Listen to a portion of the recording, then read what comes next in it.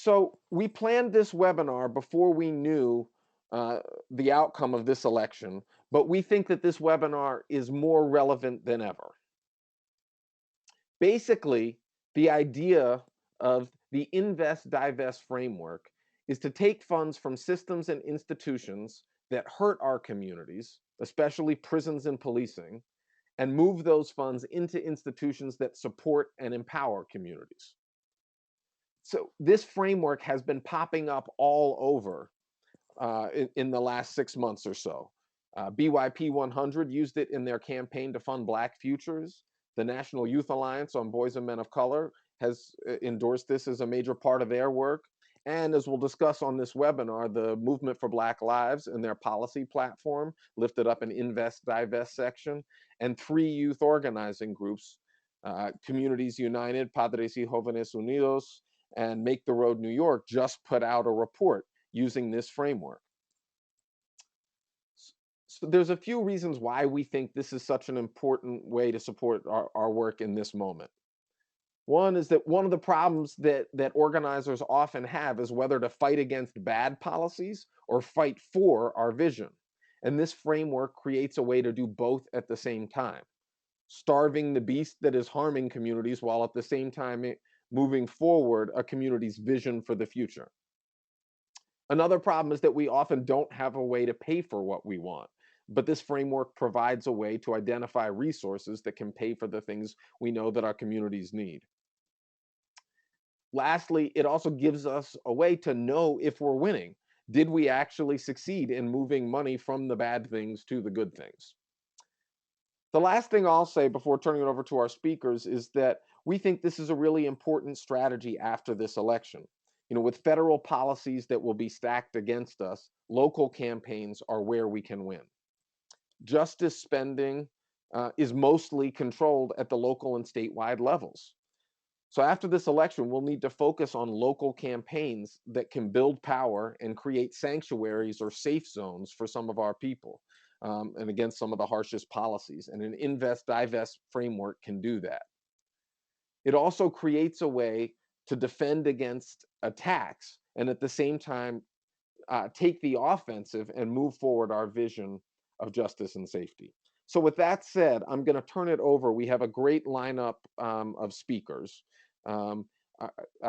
First off, we have Carlisle Pittman, is a youth organizer from Communities United.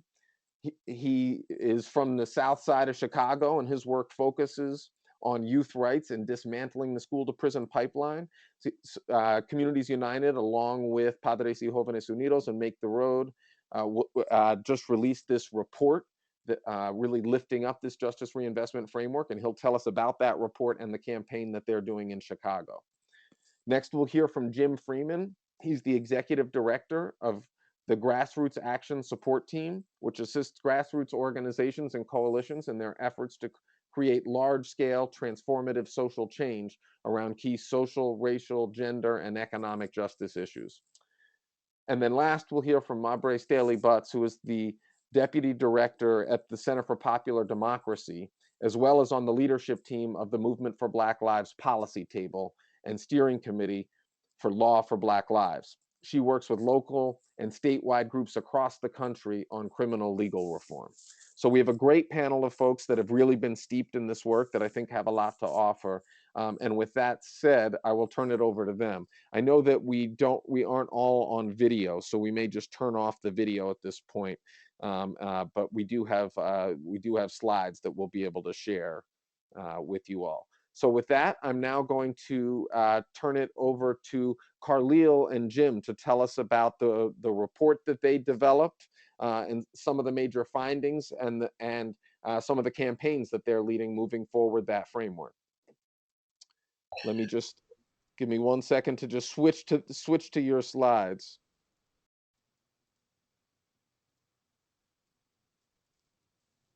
Okay, with that said, I will turn it over to you, Carlisle. All right, how's everybody doing?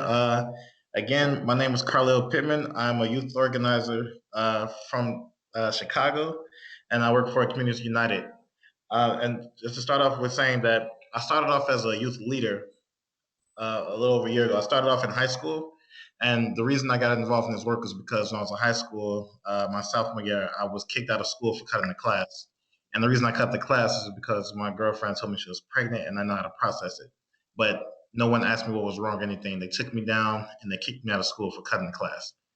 And the sad thing is that stories like those are very common in our youth.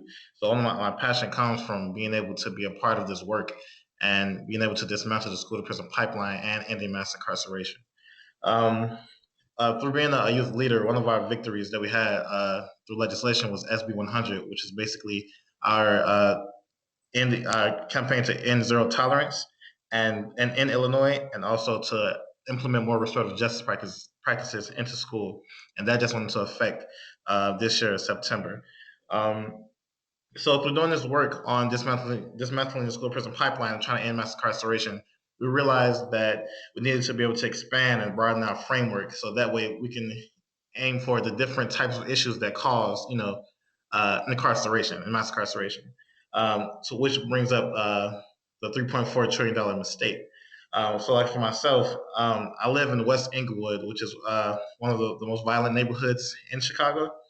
And in the 5-year period between 2004 and 2009, $197 million were spent on locking people up in my neighborhood. And I just see Inglewood is still one of the highest neighborhoods in violence, so clearly it wasn't working. And I'm a father of 3 little boys, and I take my children out of the community if I want to expose them to things, because really it's life or death when dealing with this system that we're in. And being able to raise my have to raise my children out of the neighborhood, is really sets you back, and is breathtaking to be able to have to be able to live in these circumstances. So being able to look at the different issues that's causing this mass incarceration and this school to prison pipeline, uh, writing that framework and creating this report is really helpful in that work. So I'll pass it over to Jim, who's also one of the people who helped us put this together, like Eric had mentioned, Make the Road New York, and Padres y Jóvenes Unidos, and also Jim Freeman, the Grassroots Action Support Team. So now I'll pass it over to Jim. Thanks, Carlisle. Hey, everybody. This is Jim. It's great to be with you.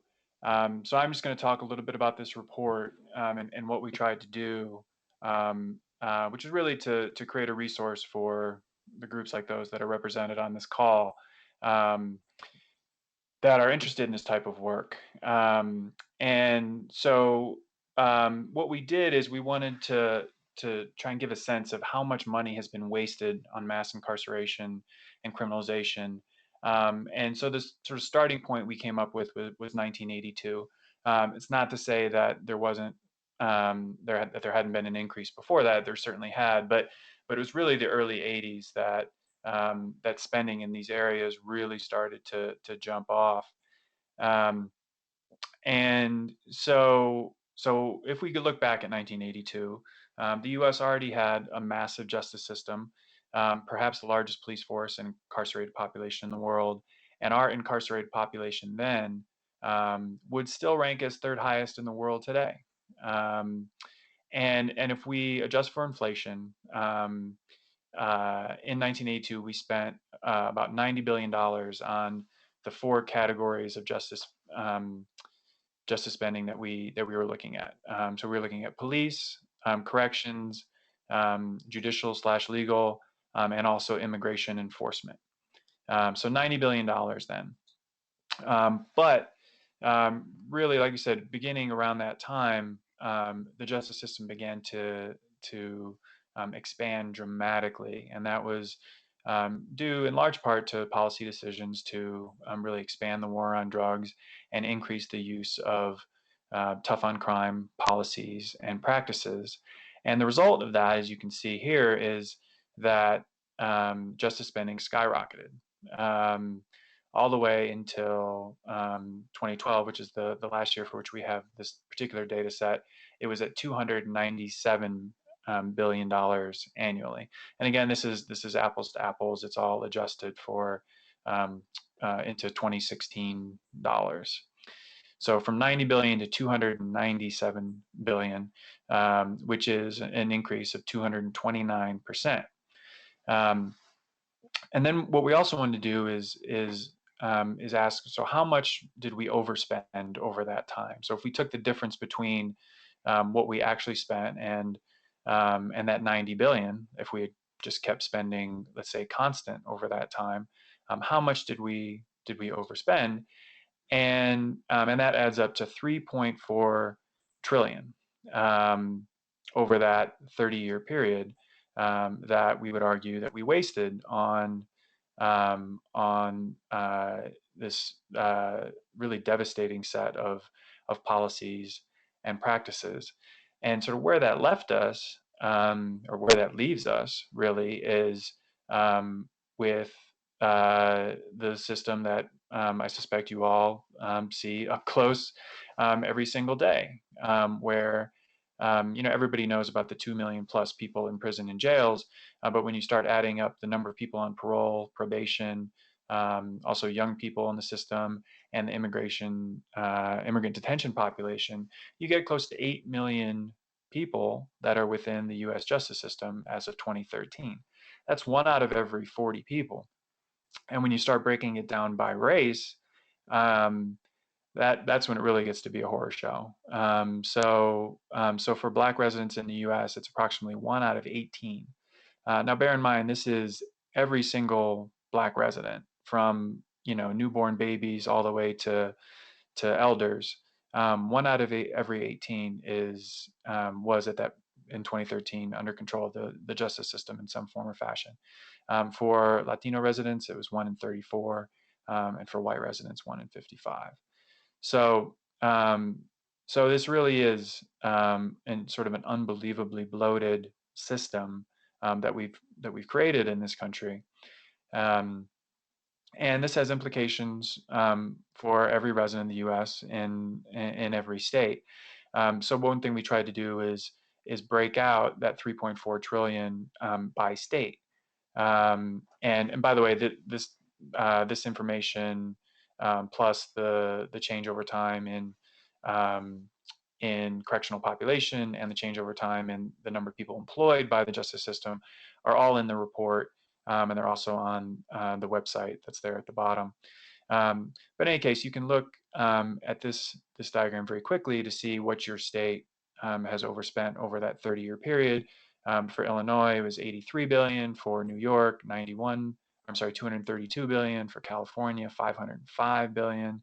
Texas, 196, and so on. So these are, this obviously has massive, massive ramifications for state and local budgets.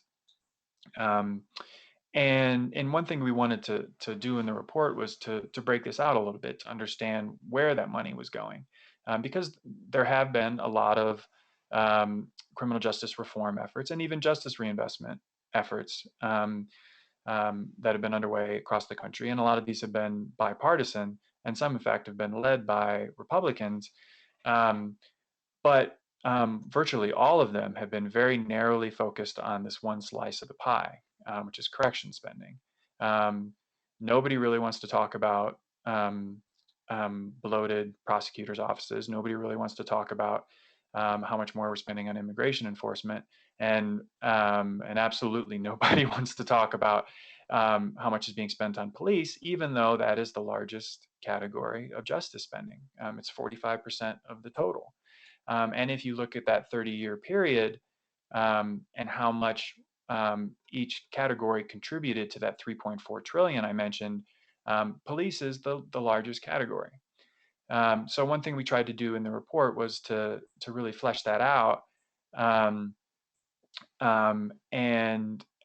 start to put together the types of arguments and types of data that groups would need to make some inroads in that area. So here's an example of the data that's in there. This category on the left is for each of those 4 categories, how much was spent in 1982, adjusted for inflation, then how much was spent in 2012, the amount that was the difference in dollars, and then the difference in percentage. And you can see that for police, for example, we spent 2012 $85 billion more nationally than we did 30 years 30 years prior to that.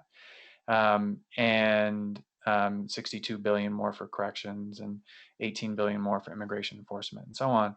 And then if we look at the number of people that are employed within those systems, you can see that just in those three categories, police, corrections, and judicial legal, the amount of people that have been employed by the system has almost doubled. There's about 1.2 million more people that are working within those systems, over 500,000 more people employed by the police than there were in the early 80s.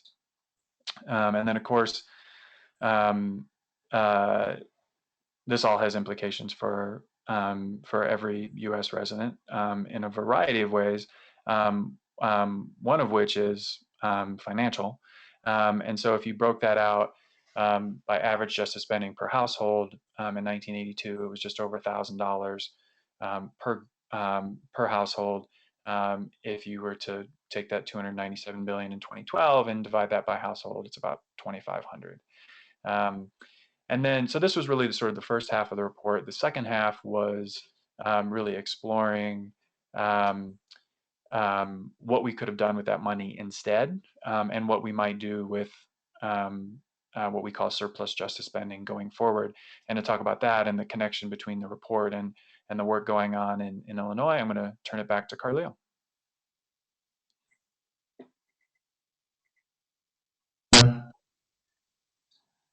Okay, so like Jim was mentioning how much money we've used in mass incarceration. So 3.4 trillion in surplus justice spending over 30 years.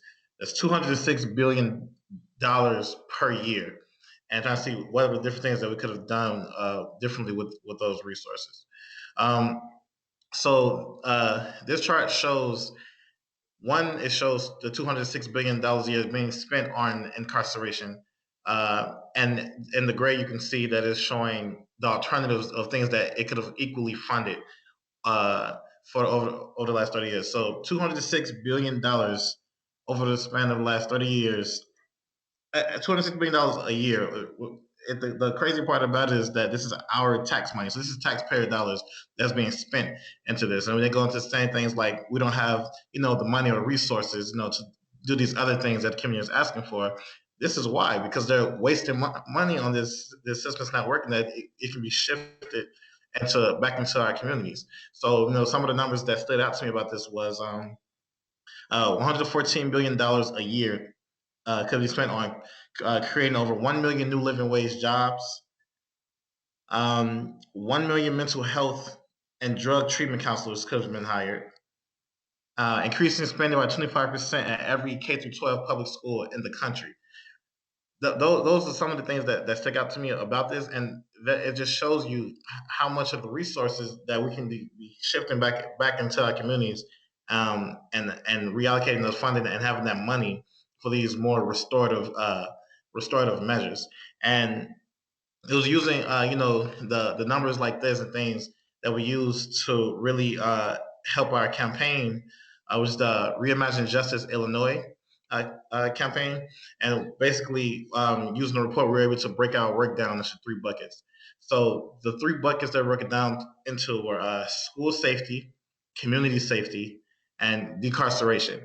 So under that, as you can see in orange, it shows the things they want to divest from, and then under that, the things they want to invest into. So we want to divest from school cops, for our school safety. We want to divest in policing for our community safety, and we want to divest in incarceration for the decarceration bucket.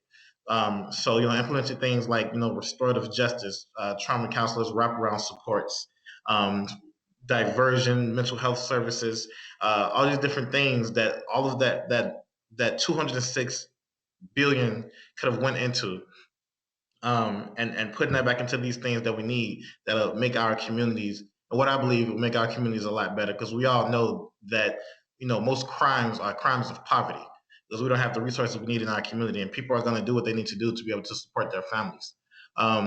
So it's really amazing being able to see how much we could be doing with that extra money and for something that isn't working. Mass incarceration is not working. And really using this, and as we proceed in this work, we use some of our strategies. So as far as school cops, right now we're working on a bill that will actually allow school-based arrests to be last resorts in school if they are even needed, and and also pushing for an incentive fund that if the teachers, if the schools invest more into counselors and preventive measures rather than hiring a police officer, then this incentive fund would actually double the money that they would get. So the money they spend on that, they would get double that money back, for those counselors or other resources that they would need for that. For the policing piece, when it comes to talking about things like diversion, which is actually in certain situations it doesn't require a police officer to come into effect. Some people need these mental health services. We need people to be able to identify when people need different types of help, and having that funds to have that training and have those people in place to be able to do that. And through that, we're working. We're part of an alliance that's working on police accountability and being able to see what that reform looks like, and what kind of treatment and services we need for our communities. For incarceration, some of the things we're working on is reduce sentencing for violent and non-violent offenses. Jobs, more housing, and community health. Things that we all need resources and funding for. And it looks like in Richmond, California, they have a program where people who have been have guns turn their guns in, and you pay them. They are paid for turning in their guns, and it's a system that's worked there. And really trying to see how we can implement programs like that to come to our community, because these are proven programs that are working. But really being able to shift that money, this $206 billion, into these services and being able to help that. And the vehicle that we're using to push these efforts is our Survivors Alliance for Healing and Justice. Is really the vehicle we're using to be able to push our Reimagine Justice campaign and work through these different buckets of issues, and divesting this and investing into the things we need for our communities. And going really, further than that is like, we all know that this stuff is just wasting our, our youth. Me being a youth organizer, being able to live in the South Side of Chicago, I see the things that we need in our communities, and not being able to have those resources is really killing us. Like I said earlier, it's really life or death. So really, we need to be able to we need efforts at all levels of government to be able to reduce the criminal justice spending and reinvesting into critical community needs, especially communities that are very harshly impacted by these mass incarceration rates. And with this new election, we all know that for different organizations, that this could mean tougher crime laws, wherever we come from. So using things like this and being able to have alliances like the Survivors Alliance, it will help us push those stories and change the narrative, so that we're able to make these connections in our communities and build that movement that we need in order to have our support system and be ready to to shift the narrative and go out with whatever comes next.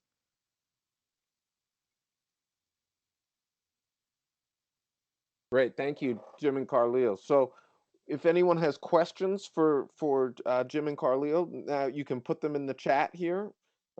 This is the time to ask any questions that you have about this report or this campaign.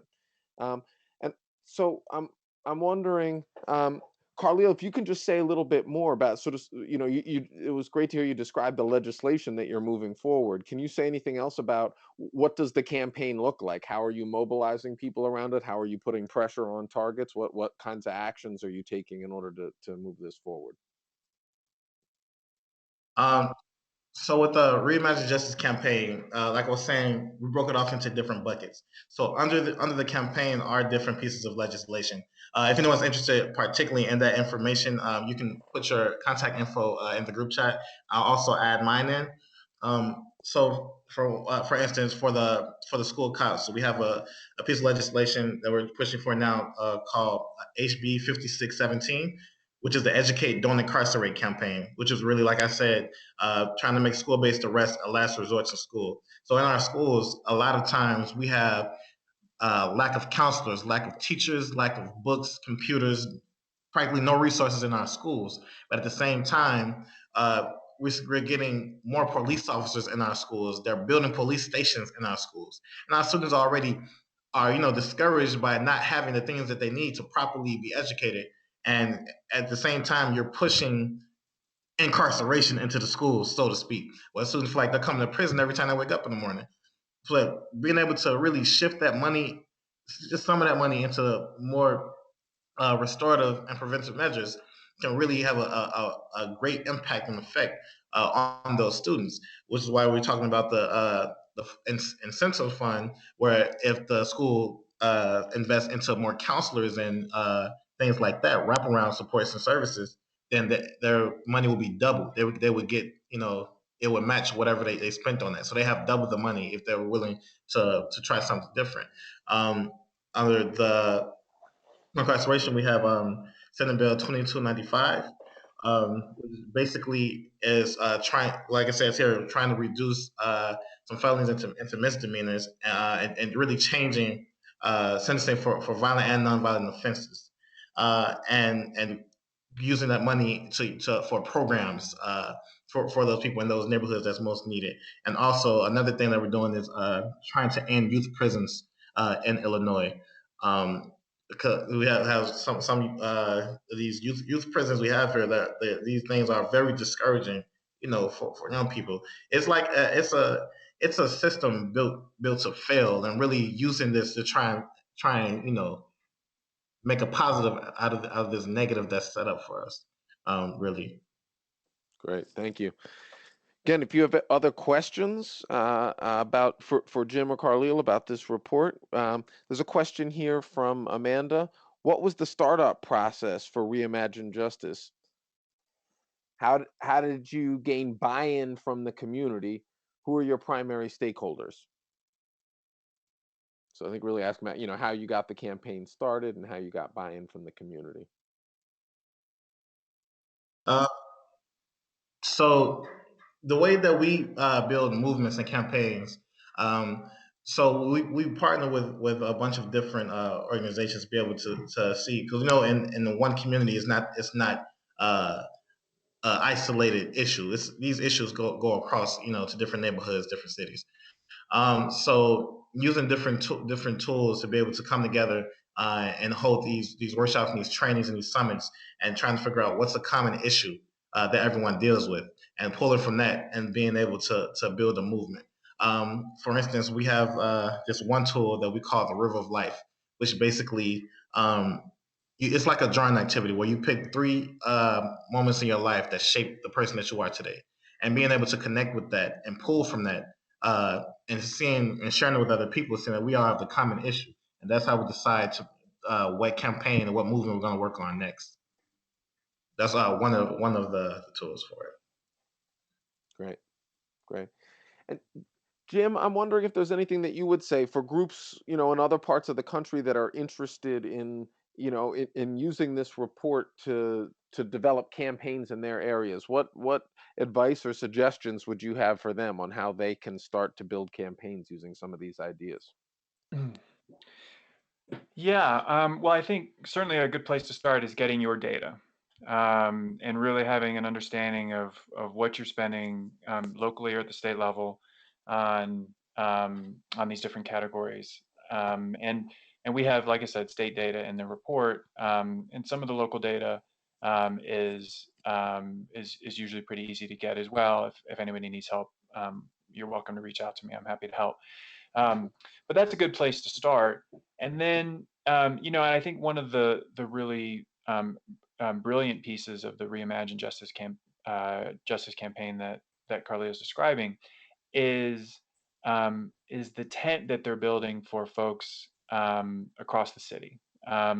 So that, I'm sure it's most people on this webinar had this experience where, there's folks doing education work, and there's folks doing juvenile justice work, and there's folks doing housing work, and there's folks doing, healthcare work, and so on. And very rarely do those folks work together. this particular frame of justice reinvestment or invest divest, I think it really creates a great opportunity to get people out of their silos and working together. And that's, you know, in the legislation that Carlo talked about, the money would be taken from the criminal justice system and put into a whole series of things. So, you know, I've seen in very tangible, very real ways how that gets a lot of folks who normally don't work together very excited about you know, combining their energies.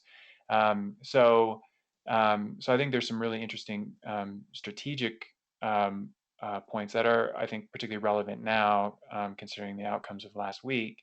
So I would say, you know, exploring some of those strategies, getting your data, and then the other thing I think we need to do is really start to change the conversation, and that has to happen locally. It has to happen nationally.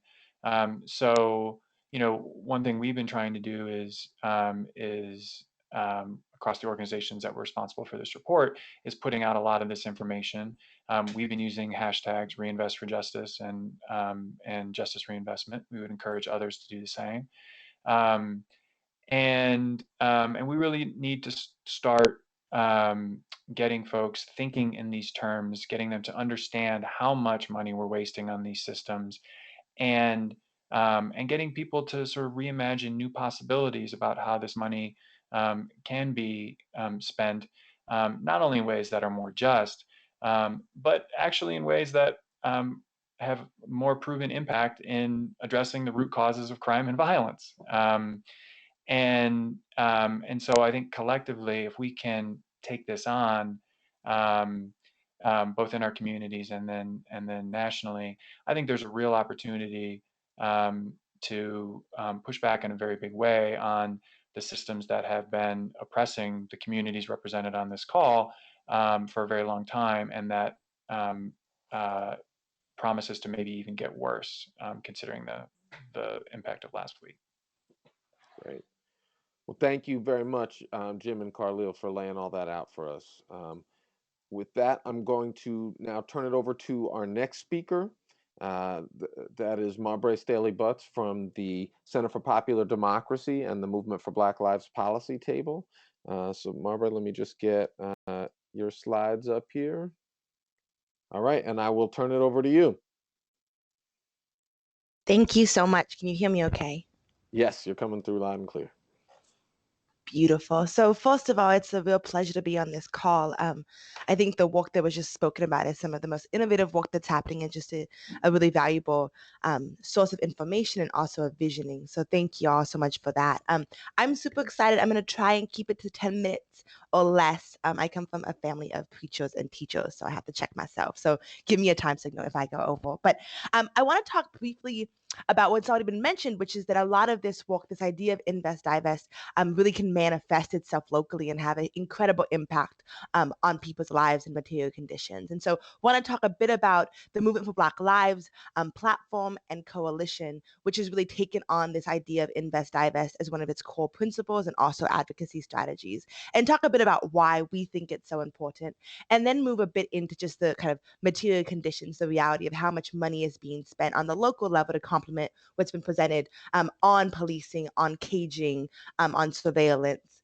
And I want to just also, I use the word caging very intentionally. I think that very often we use words to mask the realities. And as folks who have been through this system know, that literally we are putting millions of people inside of cages. And so just want to hold that reality, I think, as we talk about kind of how important this issue is and how important us rethinking the very kind of premise of these systems is. So we're going to talk a bit about the local context, how much is being spent, and also mechanisms by which we can really change all government investments and build community. And then lastly, talk a bit about some examples of really innovative, incredible work happening across the country that moves us closer to this vision. So I'm part of the M4BL, Movement for Black Lives Policy Table. On August 1st, we released a platform that actually was more than a year in the making. It was collaboratively created by over 50 different base building organizations, mostly Black-led, but some also that were brown-led and multicultural. And we now have over 250 endorsers from, again, mostly base building organizations across the country. The idea of the platform really was to lay out a vision that was rooted in policy, with the acknowledgement that policy is just one piece of how we actually change the world we're in and transform kind of present conditions, but laid out a series of more than 40 policy demands, and then included information on each of those demands. It was organized under 6 different categories, and one of the categories was the idea of invest, divest. And the platform was a product of actually over 8 meetings, 8 in-person meetings, and more phone calls than I can count.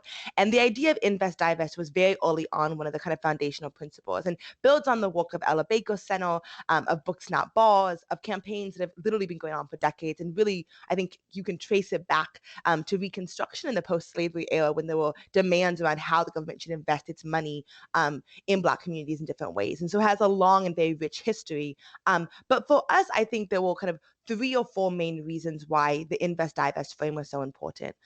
Number one of the key principles, and this comes out of the work of Spirit House, which is an organization in North Carolina, is that we don't believe anyone's disposable, and that our current systems are based both in the investment choices they make and in the conditions that they perpetuate on the idea that entire swaths of our community, mostly brown and Black folks and poor folks, are in fact disposable and can be locked in cages and be hidden away, and that begins, as was mentioned, in our schools and even before that. So that was the first idea, that we really think that budgets on articulation of our values. And if we believe that no one is disposable, the way that we should be investing federal money and state money is not in the caging or incarceration of people, but instead in their health, their viability, their education, their mental health treatment, and other things that we actually know make us stronger. Thirdly was the idea that all of us believe that to change the kind of material conditions of our people, we needed not just to build new systems. I think for the last few decades, maybe before that, there's been kind of a progressive left that has really encouraged and advocated for social safety nets and for investments in communities. But in our mind, that can't actually happen in a meaningful way without divestment from these systems that are harmful to us. And so we understand that if we want to actually transform these systems, it's not enough just to supplement the kind of mass incarceration with services, that we actually have to deconstruct mass incarceration and change our investments. So in terms of, oh, we got the next one.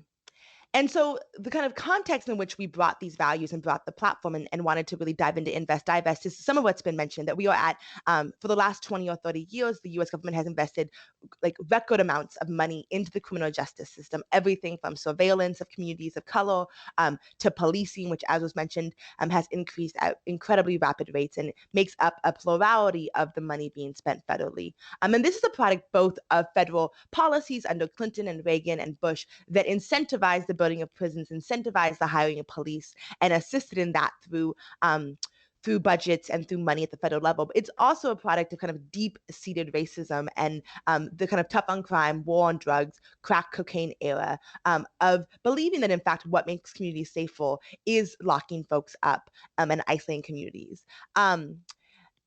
Additionally, during the same time period, while there was a huge increase in federal spending on incarceration and policing, there was actually a dissolution and a divestment from the same communities around issues of health, around issues of educational attainment, around issues of employment. And so what we actually saw was a divestment from the actual services and practices that make us safer, and an investment instead in policing and other more punitive services. And so this is actually a chart from the DOPE report that was just discussed, but just shows kind of this incredible increase in money that was being spent. And one main way that this money was being spent and justified was actually the adoption of hundreds of thousands of new laws at the local, the state, and the federal level. And these were laws that essentially criminalized entire cultural practices and people. And so literally in New York City, almost anything you do on the street is breaking a law, right? And the same is true throughout California and Michigan, where we saw just exponential increases in criminalization. And what this did was it gave police, judges, and courts huge discretion in enforcement, which led both to huge racial discrepancies, but also allowed for police to harass and bother and surveil folks in their own homes, their own streets, and their schools. schools without any kind of actual reason or cause, and criminalize behavior that has never been criminal. And so this is kind of the backdrop to what we're seeing in terms of spending. I wanted to quickly just go through some numbers of states and cities and how much is actually being spent. So, like, what is the material effect of this increase in spending? You can see here in Illinois, nearly 11 times more is spent on incarceration and police than is spent on early childhood education or child services. And we'll get back to why those kinds of discrepancies are so important. Similarly, in Minnesota, we see 3 times more being spent on incarceration and policing than is being spent on childcare throughout the state. In the cities, the toll is even deeper and more problematic. So most of the money for policing comes from state and city funds. And CPD is actually in the process of doing a report that will come out in December that lays out 11 different cities' budgets and analyzes how much is being spent. And what we found is that between 25 and 60% of municipal budgets, so that's how much money the municipality can spend on everything from pre-K to health services to housing to roads, up to 60% of that money is actually just being spent on policing. But that is not even including incarceration costs. So we can see in places like Chicago, almost more than half the budget is being spent on policing and prosecutors, while very little is being spent on things like pre-K or health services, which often includes mental health services, which we know is one of the key drivers of incarceration rates, or education. The same is true for a city like Baltimore, where half the budget is spent on policing, and small amounts are spent on child care, youth programs, and mental health. Minneapolis is also the same, with a little bit less than half being spent on policing and almost nothing being spent on youth programs or health programs. So there's a general trend across the US that we've seen that's already been discussed, which is that we're seeing just huge increases and sustainable investments in incarceration and surveillance, despite the fact that there's actually no evidence that these things make us safer. What there is evidence, and I think that Carlio and other folks have spoken to this, and certainly in the work that I've done with communities across the country, when we ask what makes you feel safe, nobody says police, and people say things like a stable home and employment and educational opportunities. But that is not only experientially true, but the data also bears that out. In a series of studies that were done in the last 20 years, 2 of which are longitudinal studies that lasted over 15 years, what we actually know is that education, preschool and child care, lower employment rates, drug treatment, jobs programs, and mental health services actually make us safer. And so for some fun facts, we know, for instance, that a 10% increase in high school graduation rates results in a 9.4% reduction in crime over a 10-year period of time. We know that children who participate in preschool are less likely to be arrested for violent crimes before the age of 25. So for kids who were in preschool, there was a 70% less likelihood to be arrested. Lower employment rates also lead to less crime. So a 10% decline in unemployment results in a 16% decline in property crime rates. And again, for every $1 invested in drug treatment, we actually have $7 of savings from avoiding incarceration. There have also been a number of job programs, one actually outside of Chicago, that shows that youth who participate in jobs programs and are paid for their work actually have a very much lower arrest rate over a period of more than a year. And so despite that reality, that we know that these are things that make us safer, and communities will outcry for these services, we've actually not seen that translate into policy yet. And so there are a number of groups across the country. I'm going to mention 3. I'm actually going to mention 4, because I think the New York example is helpful, who are actually doing this work at different levels of government. And I think that Carlio also mentioned in Chicago, the ASJ campaign, Americans with Safety and Justice, around actually changing the rates of incarceration and sentencing, and then reinvesting those funds in other services. So it's happening at the city and the state and the local level. But 3, I think, amazing examples are: number 1, in Minneapolis, neighborhoods organizing for change and Black Lives Matter were able to stop the building of a wall around the 4th precinct, which is a precinct in the heart of a Black and brown neighborhood, which was supposed to cost over $60 million, and instead got that money to go into mental health services. They also are working with the mayor and the city to set aside a safety beyond policing budget, which will cater to mental health issues, educational issues, and youth programs, to think about how do we actually prevent crime and invest in our youth and our people, as opposed to just penalizing and punitive measures. Another great example is in Seattle, the Ending Prison Industrial Complex group worked with city council and other folks to delay the building of a youth prison, and successfully got the city to commit $600,000 to community and youth-centered alternatives to incarceration. And that money is actually controlled by a community-led board made up of different organizations citizens who will determine how the money is going to be spent. And so it's both about reinvestment, but it also is about community control. And so who makes decisions about what safety is and how we can be safer. LA Youth for Justice has an incredible campaign that includes a youth development plan that will fund and advocate for youth jobs, intervention workers, and peace builders, schools, and youth centers. And they're asking the LA Sheriff to donate 1% of their budget, which is $100 million annually, just to say that again. So 1% of the LA Sheriff's budget is $100 million. That's crazy. But just asking for that 1% to actually fund these programs. And also last year in New York City, Baji, which is Black Immigrants for Justice, and other groups here in the city had a walking campaign called Safety Beyond Policing, which actually was pushing against the hire of 100 additional police officers here in New York, which has the 7th largest standing army in the world, but nonetheless wanted to add new police, which is actually a trend that we've seen throughout the last 3 years in most large cities, is an increase in police budgets, not a decrease. And instead created a plan for how that money could be spent. And I think to Jim's point, that plan included transportation for low-income workers and others that could access their jobs in their schools. It included public housing improvements and mental health improvements. And so again, it was an opportunity for campaigns and organizations across the city who actually have very different interests, but are all advocating for safety in the long run to come together and really work together to push city council. And although the cops were hired, the youth jobs program, some transportation and public housing improvements were also made. And so it was kind of a win-loss campaign.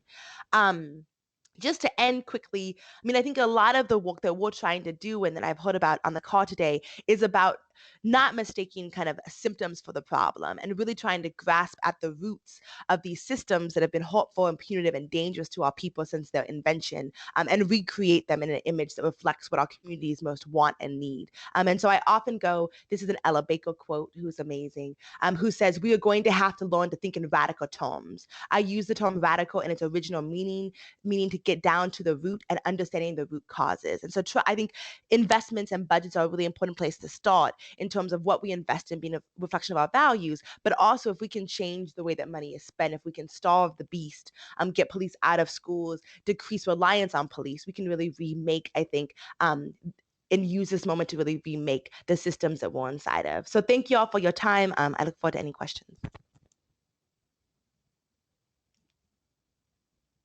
Oops, I had myself muted there. So yeah, if folks have questions from Aubrey, you can put them into the chat now. We have a question from Ciara saying, how do we audit existing donors to see if they have invested in systems that marginalize our communities? Oh, I like that. I actually don't know the answer to that. I think my guess is that, I mean, there's so many industries at this point that are profiting off of incarceration, of private prisons, of even like services that get done through private prison, through prison labor. The Free Alabama movement, which is a movement for incarcerated folks who are actually doing a strike throughout prisons in the US, are creating a list of some of the industries that benefit from incarceration. But I think it's a really interesting and important question. I think also a challenge to our funders and our communities to think about the ways in which all of us are complicit in some ways in these investments.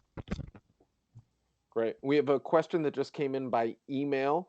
Again, for those of you that are on the phone, if you want to ask a question, you can email it to me at Eric, ERIC, at FCYO.org. But the question from Carlos is, how do we tackle police unions? Any success with that? So I'm curious if you have thoughts about like the opposite, police unions and other parts of the opposition to that we may run into in these campaigns. Yeah. I mean, I would love to hear Carlio and other folks on this too. I think that Baltimore is in the middle of police union negotiation, or was, and so I think that it's a real challenge. I mean, police unions are one of the biggest obstacles in local and state government. I think places like Minneapolis that have seen really powerful strides forward actually have a police union that is in opposition to the city council and the mayor. And so in some ways, just that political environment has meant that they've gotten a lot more done and a lot more space to do it because the police union is already kind of a pariah. I think in New York with the CPR campaign and others, we've tried to reach out to Black and brown officers. The union often neglects and isolates them as well. And so how do we actually have allies inside of the the department? I think the other thing that other folks have been doing across the country is really trying to build with elected officials in a way that that lowers the power of unions and empowers us. But I think it's one of our biggest obstacles. There's a Campaign Zero, and folks from LDF and other folks are working on contracts and trying to create what is a model contract for police unions that actually allow for accountability and allow for less legislative advocacy power. But I think it's a huge challenge, especially seeing that the FOP and other folks endorsed Trump, and that it's really a moment where we're seeing kind of the expansion of this us versus them and this very polemic and often violent rhetoric from unions. And so I think there's been some power mapping. I think folks are trying to either play an inside game, change contracts, or build power outside of them. But I think it's a really important question and varies a lot based on where you're at. But I think both nationally and at the state level is a challenge. I don't know if Carlo or other folks have thoughts about that. I know that Illinois has been struggling with police accountability and contracts. Yeah. Go ahead, Carlo. Yeah, so this is Carlisle.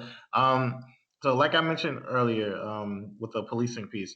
So as of now, we're part of an alliance called Grassroots Alliance for Police Accountability, where we're focusing on hosting these community conversations across the city, basically trying to inform people on protocol now for police accountability, and what's been put into play, and how as a community we can still have some say so.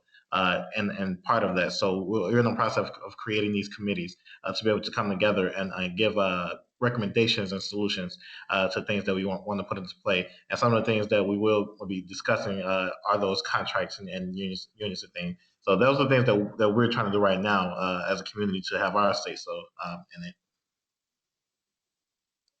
Great. Another question that just came in here is, how do we get a breakdown of how our state and city budget break down for those categories: school, cops, incarceration?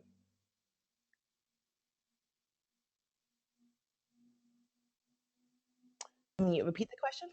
Sorry, how do you get a breakdown of how our state and city budget break down for those categories: school, Yep. cops, incarceration? How do people get the data for their city? Absolutely. So that's available. Both the city and the state are available through the budget process. So almost every city that we've encountered has a public budget up on its website.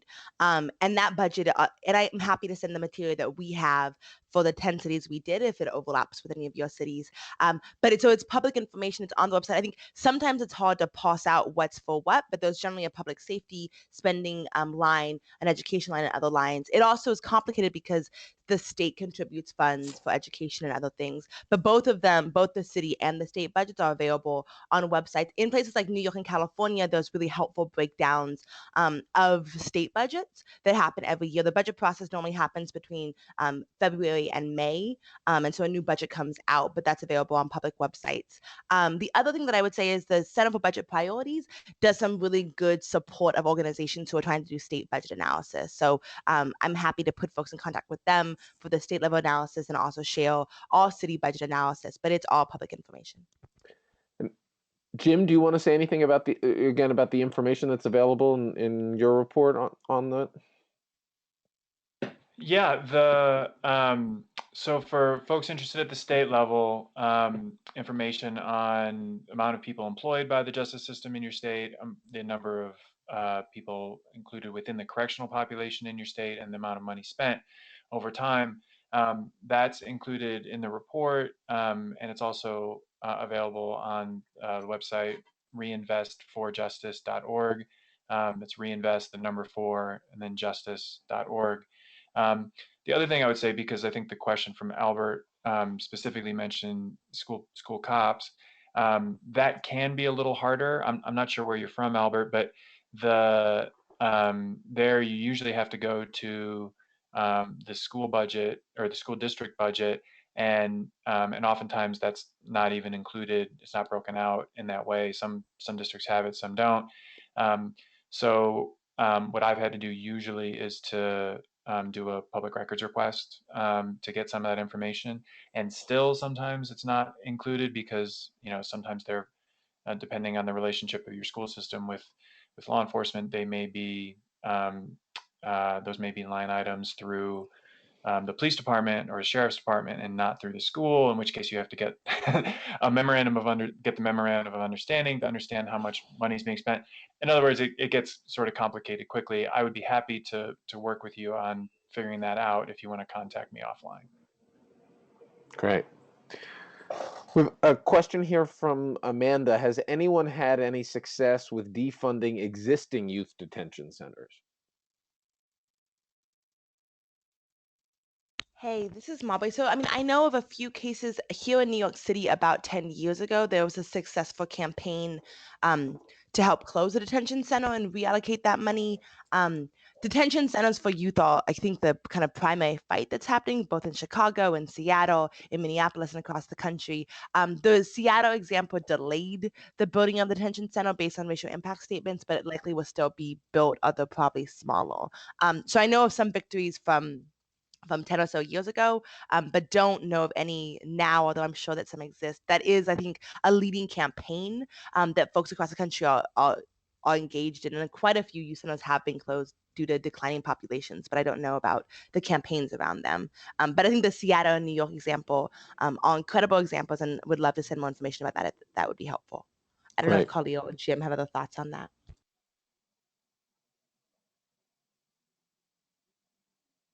Great.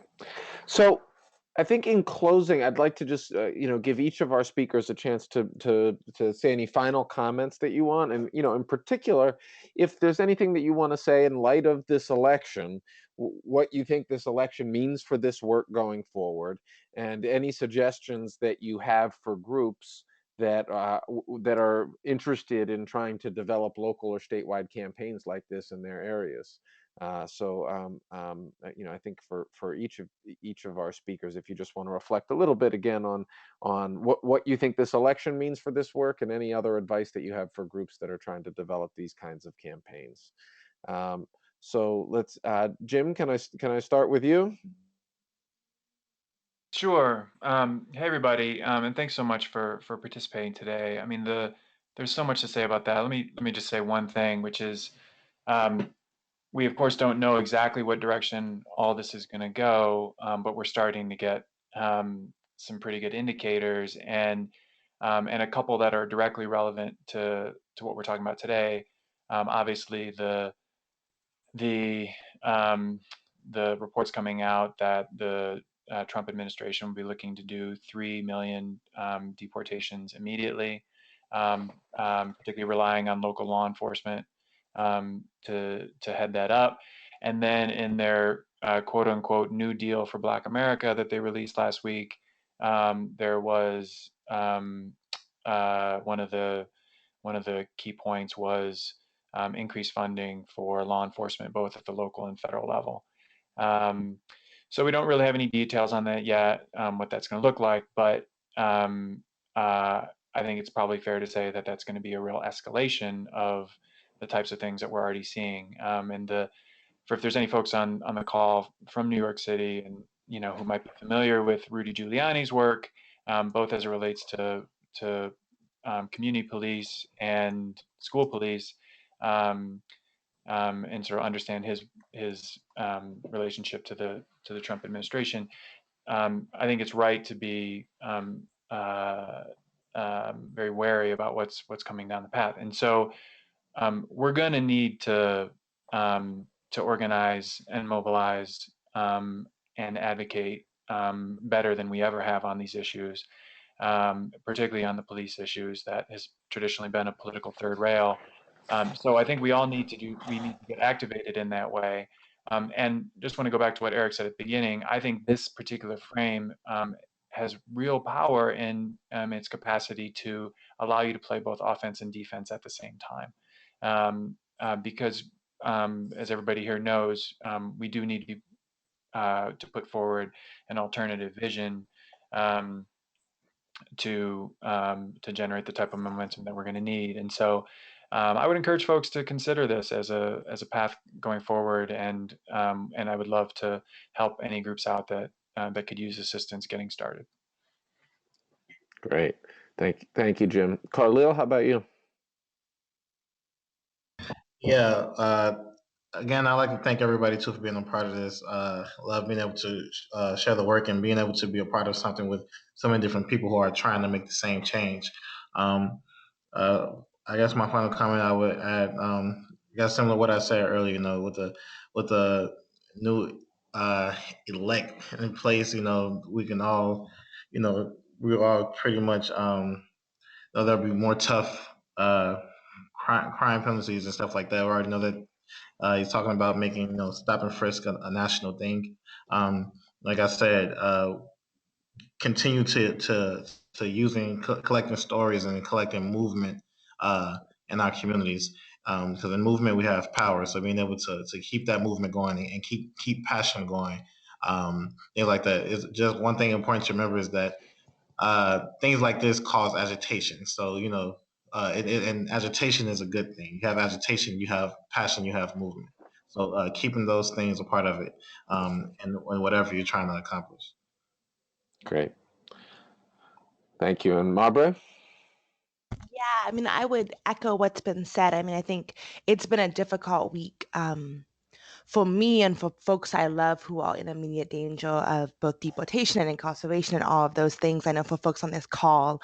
And I think for me, as I reflect on the election and have been studying my history a lot and going back to that, I think that it's pretty clear that this election is really a backlash to the success of the movements that folks on this call and beyond have seeded and have bravely perpetuated. And so whether it's the Dreamers movement, the Black Lives Matter movement, even Occupy, that what we are seeing right now is an attempt by folks who are threatened by our freedom, threatened by that power, and there's been a huge backlash. And I think that we have to be uncompromising in our stand around that there really is a line of demarcation that's been drawn, and that the battleground will be a local one. That I think folks who I've been talking to, I think are thinking in terms of, one, how do we mitigate the harms of this election and of this moment, and how do we protect ourselves? But I think equally importantly, how do we build and implement our vision locally? And how do we use localities as the battleground to build our power, and also to create the world we want to live in as much as possible so that we can then implement that when we have power again.